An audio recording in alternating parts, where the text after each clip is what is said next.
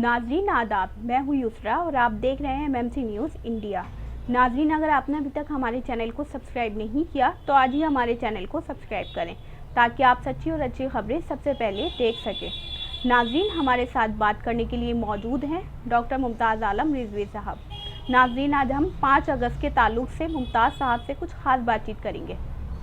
मुमताज़ साहब, minority media centre में आपका बहुत बहुत खैर मकदम है। जी शुक्रिया, बहुत बहुत। मुमताज़ साहब, 5 अगस्त के ताल्लुक से एक स्टोरी चल रही है जिसमें कहा जा रहा है कि राम सबके हैं, ये क्या है? इस बारे में आप क्या कहना चाहेंगे? देखिए, 5 अगस्त को युसरा साहबा, जैसा कि आपको मालूम है कि संग बुनियाद रखा जाना है राम मंदिर का और उसकी बड़े पैमाने पर तैयारियां चल रही हैं। पहला दावतनामा जो अव्वल फरीक थे, एक तरीके से हम कह लें, इकबाल अंसारी, उनको भूमि पूजन का पहला दावतनामा दिया गया है। तमाम उसकी सुर्खी बनी है और कई लोगों को और इनवाइट किया गया है और उसमें तकरीबन सभी को, इकबाल अंसारी को बहुत हाईलाइट किया गया और उसी को बुनियाद बना करके ये खबर चल रही है कि राम सबके हैं। आपको ये भी बता दें कि वज़ीर आज़म नरेंद्र मोदी कल यानी 5 अगस्त को अयोध्या जाएंगे, 3 घंटा वहाँ बिताएंगे और फिर वो भूमि पूजन करेंगे और वो ज़ाती तौर पर जा रहे हैं, बहैसियत वज़ीर आज़म नहीं, जैसा कि रिपोर्ट आई है। खैर, ये अलग बात है। जहाँ तक इस सुर्खी का ताल्लुक़ है कि राम सबके हैं और ये इकबाल अंसारी की तस्वीर और कुछ और लोगों की तस्वीर लगा करके ख़बर चलाई जा रही है। मुझसे आपने सवाल किया है तो मैं भी इससे इत्तेफाक करता हूँ कि राम सबके हैं, इसमें कोई शक नहीं। ख़ुद अल्लामा इकबाल ने इमामुल हिंद करार दिया था और महात्मा गांधी ने कहा था कि ईश्वर अल्लाह तेरो नाम, सबको सम्मति दे भगवान।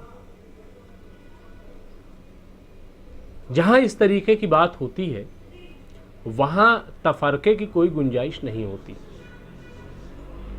हिंदुस्तान का शायद ही कोई मुसलमान हो जो राम की ज़ात से इन्हिराफ करता हो।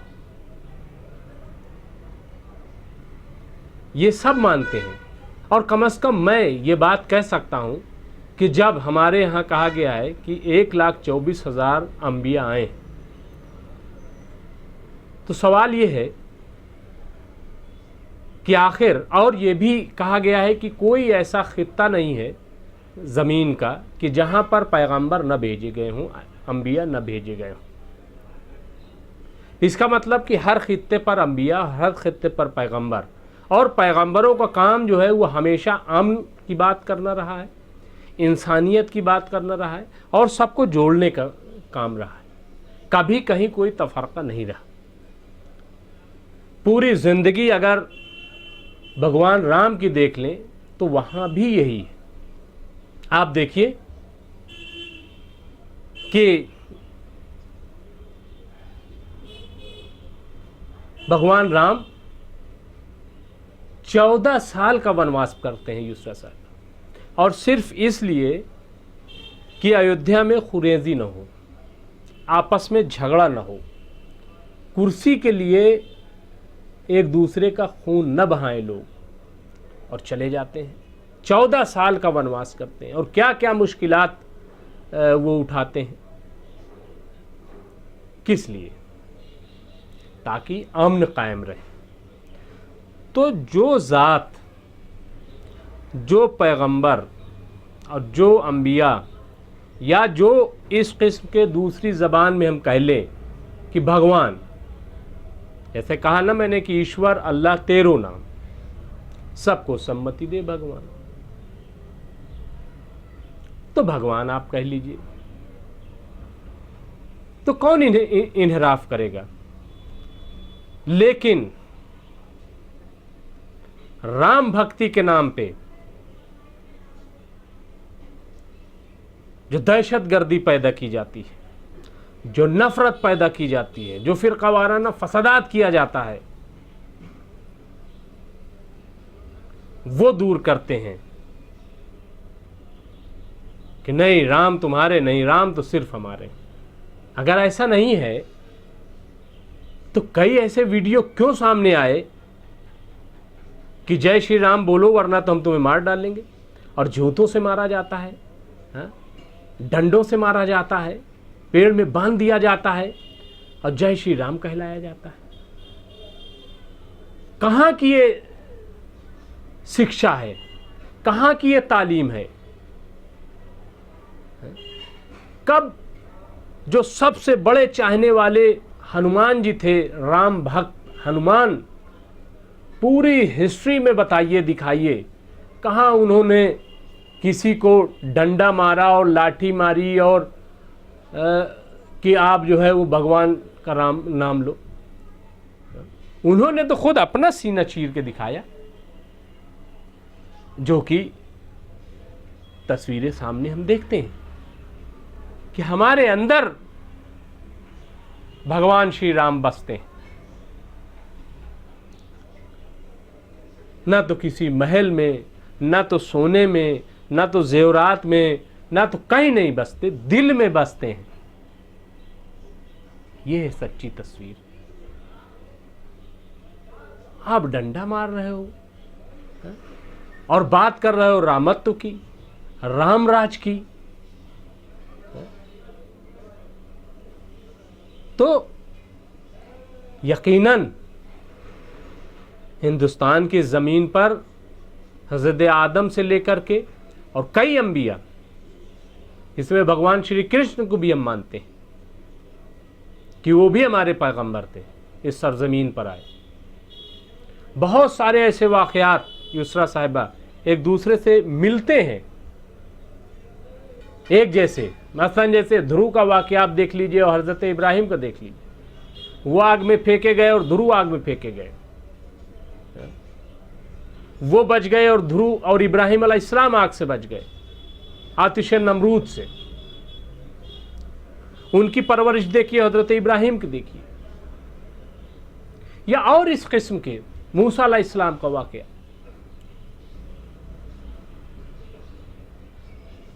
चीजें बदल जाती हैं, लेकिन सबका मकसद क्या था? एक, कि जमीन पर अमन रहे, इंसानियत कायम रहे, हैवानियत ना होने पाए। तो जो लोग हैवानियत पैदा करते हैं उनसे ये सवाल करना चाहिए कि आखिर आप ऐसा क्यों कर रहे हो? कौन तुम्हें शिक्षा दे रहा है? क्यों आप जो है भगवान राम के नाम पर पूरी पूरी बस्तियां जला देते हो, गरीबों को मारते हो?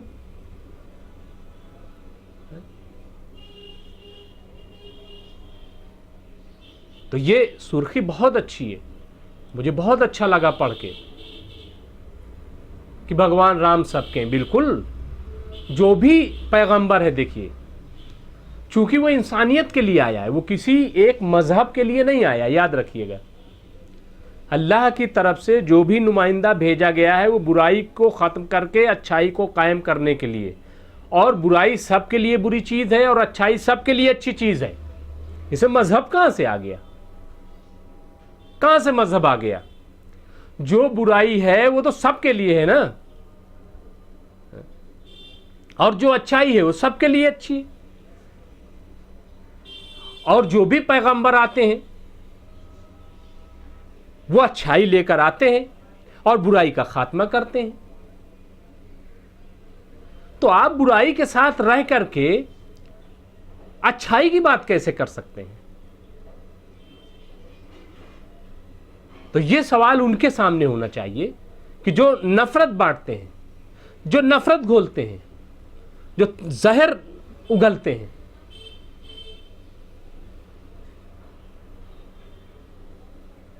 सबसे ज्यादा अगर कृष्ण पर किसी ने नज़में लिखी हैं और कसीदा पढ़ा है, गुणगान किया है, तो वो नज़ीर अकबराबादी। आप देख लीजिए, अल्लामा इकबाल के बारे में मैंने कहा कि पूरी नज़्म मौजूद है, इमामुल हिंद उन्हें करार दिया। और बहुत सारे शोराए कराम हैं। मैं एक रोज़ पढ़ रहा था, पूरी रामायण उर्दू में है। जैसे मरसिया हम लोग पढ़ते, पूरा करबला का वाक़या पढ़ते हैं, उसी तरीके से मैंने उर्दू में, वो शायद मेरे लाइब्रेरी में हो, जो मेरी छोटी सी लाइब्रेरी है, पूरी रामायण उसमें उर्दू में है। मरसिए की शक्ल में, अगर पढ़िए तो रोने लगिए कि क्या क्या परेशानियां भगवान श्री राम ने उठाई हैं। किसके लिए? अच्छाई के लिए और बुराई को रोकने के लिए। मैं समझता हूं कि जब कल संग बुनियाद रखा जाएगा तो इस बात का भी अहद लिया जाएगा कि आज के बाद से हम कोई बुरा काम नहीं करेंगे, नफरत बंद हो जाएगी और हिंदुस्तान में अमन कायम किया जाएगा। और देखिए, इस्लाम से पहले तो यहां कोई दूसरा ही मजहब था ना। इसके बावजूद हज़रत मोहम्मद सल्लल्लाहु अलैहि वसल्लम ने क्यों कहा कि मुझे हिंद की सरजमीन से जन्नत की खुशबू आ रही? क्यों ये जुमला आई, क्यों ये हदीस आई? फिर हज़रत इमाम हुसैन ने करबला में क्यों कहा कि मुझे हिंदुस्तान जाने दो? इसका मतलब ये है कि यहाँ पे अमन था, ये सरजमीन अमन का गहवारा थी और ये गहवारा यकीनन ऐसे ही देवी देवताओं की वजह से रहा होगा जिसके चर्चे रहे होंगे। तो बहरहाल मैं समझता हूं कि अब मुल्क में अमन कायम होगा और ये जो सुर्खी बनी है इसको अमली जामा पहनाया जाएगा। जी साहब, उमा भारती, डॉक्टर मुरली मनोहर जोशी जी और लाल कृष्ण आडवाणी जैसे लोगों को दावतनामा क्यों नहीं दिया गया? इसकी क्या वजह हो सकती है? देखिए, मैं सबसे पहले तो ये कहूँगा कि इन तमाम लीडरान की बदकिस्मती है। ये बदकिस्मत लोग हैं क्योंकि जिन्होंने मूवमेंट चलाया वही आज अयोध्या में नहीं होंगे कि जब भूमि पूजन हो रहा है, संग बुनियाद रखा जा रहा है। लाल कृष्ण आडवाणी जिन्होंने रथ यात्रा निकाली थी, डॉक्टर मुरली मनोहर जोशी, उमा भारती, कल्याण सिंह और इस किस्म के और लीडरान, वो आज दूर दूर, विनय कटियार कहीं दूर दूर तक नहीं है। तो मैं इनको बदकिस्मती कहूँगा कि वहाँ नहीं। क्यों नहीं है, क्या वजह है, ये बाद में चीज़ें सामने आएंगी। एक तरफ इन तमाम लीडरान पे मुकदमा चल रहा है। मुकदमा किस बात का है कि बाबरी मस्जिद को इन्होंने 6 दिसंबर 1952 में शहीद करवाने में अहम रोल अदा किया था। कल्याण सिंह की उस वक्त हुकूमत थी, यानी बीजेपी की हुकूमत थी। लाल कृष्ण आडवाणी, मुरली मनोहर जोशी, उमा भारती तो बार बार फ़ख्र से कहती हैं ये बात, जबकि सुप्रीम कोर्ट ने ये बात कही है अपने फैसले में कि जिसकी बुनियाद पर आज राम मंदिर की तामीर हो रही है कि 6 दिसंबर 1992 को बाबरी मस्जिद को शहीद करना यानी मुनहदिम करना मुजरिमाना अमल था। वो मैं नहीं समझता कि अगर कानूनी तौर पर वाकई अमल किया जाएगा तो इनमें से कोई बच पाएगा, इन सब को जेल होगी।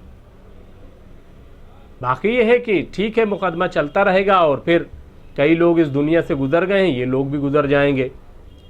लेकिन सबसे बड़ा जो इन पे अजाब नाजिल हुआ है, मैं समझता हूँ कि कुदरत की तरफ से वो अजाब यही है कि कल सब होंगे लेकिन ये लोग नहीं होंगे। ये इनके लिए मैं समझता हूँ कि बदकिस्मती, इसके अलावा और कुछ नहीं है। बस मैं इतना कहूँगा इनके बारे में। जी मुमताज़ साहब, आपको नहीं लगता अगर कुछ वक्त और रुक जाते तो मुल्क भर के जो राम भक्त हैं वो इसमें शरीक हो जाते?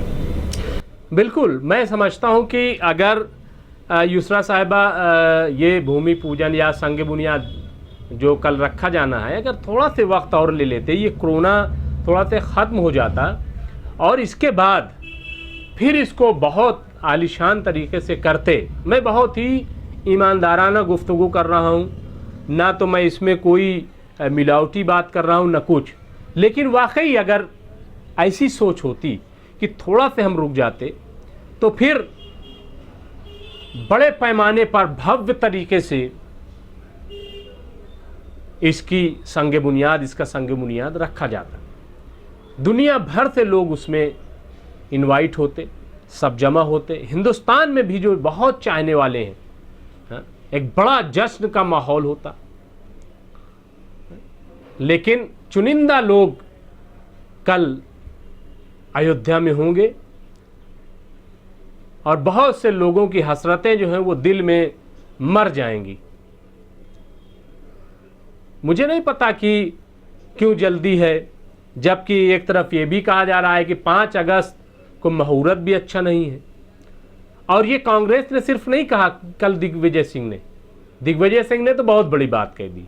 मतलब उन्होंने तो ये कह दिया कि ये जो अमित शाह बीमार हुए, कोरोना हुआ है, या जो पुजारी को कोरोना हुआ है, या जो बीजेपी के और लीडरान को कोरोना हुआ है, दरअसल ये इसी वजह से हुआ है कि जो गलत मुहूर्त पर संग बुनियाद रखा जा रहा है। खैर ये उनकी पॉलिटिकल बात है, लेकिन स्वरूपानंद जैसे बड़े शंकराचार्य उन्होंने एतराज किया और कहा कि ये मुहूर्त सही नहीं है, ये खराब है, ये बद है, ये नेक नहीं है ये तारीख।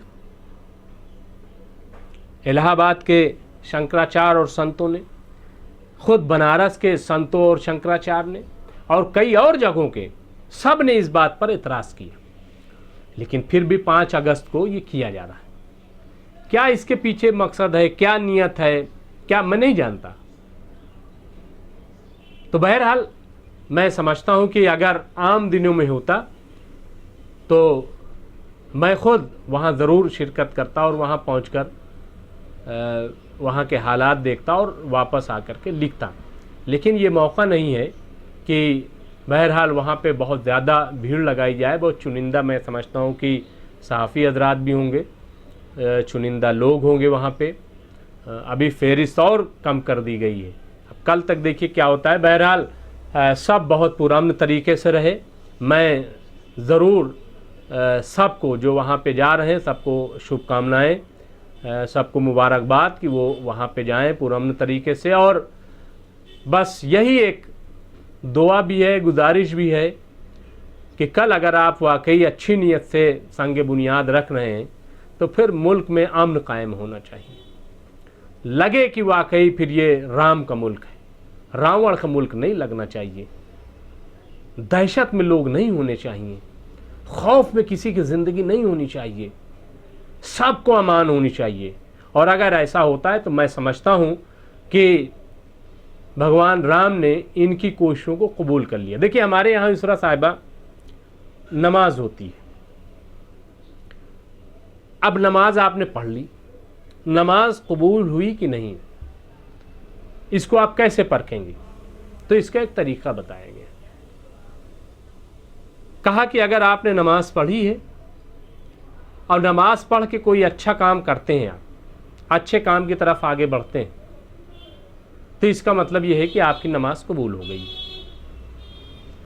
आपके अंदर इंसानियत पैदा हो जाए, नेकी का जज्बा पैदा हो जाए, भाईचारा पैदा हो जाए, पड़ोसी का आप ख्याल रखने लगें जैसा कि हदीस में है। आप जो है किसी को बेकसूर को परेशान न करें, आप सदका करें, खैरात करें, आप यतीमों पर हाथ न उठाएं। ये सब क्या है? जब ये सारी चीज़ें पैदा हो गई तो गोया कि आपकी इबादत कबूल हो गई। तो इसी तरीके से कि आपने जो आपका कहना है कि हमने बहुत बड़ी कुर्बानी दी है, तो उसके नतीजे में क्या निकलता है ये देखने वाली बात होगी। जी मुमताज़ साहब बहुत बहुत शुक्रिया। जी शुक्रिया। नाजरीन, आज हमारे साथ बात करने के लिए मौजूद थे डॉक्टर मुमताज़ आलम रिजवी साहब।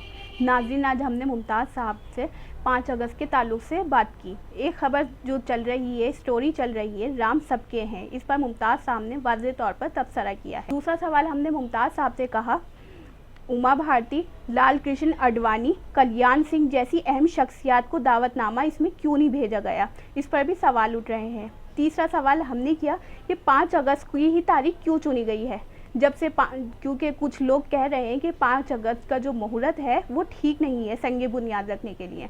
इन तमाम बातों पर हमने कुछ खास बातचीत की।